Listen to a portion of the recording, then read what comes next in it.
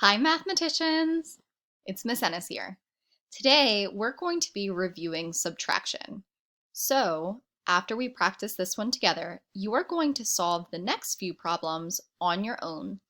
You're going to solve by drawing a picture or acting out.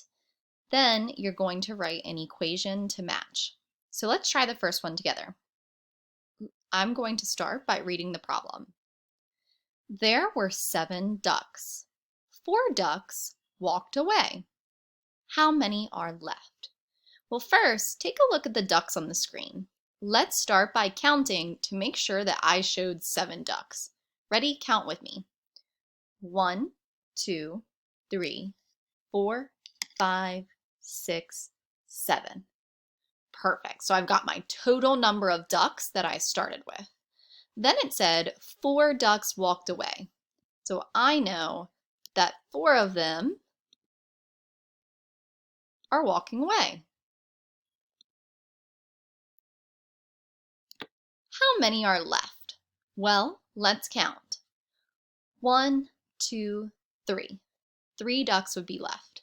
Now, if I was going to show this on my own paper, I could do something very similar. If you look here, Miss Ennis drew 7 ducks. 1, 2, 3, 4, 5, 6, 7. It said that 4 ducks walked away. So I can use the cross-out method to get rid of the ducks that walked away.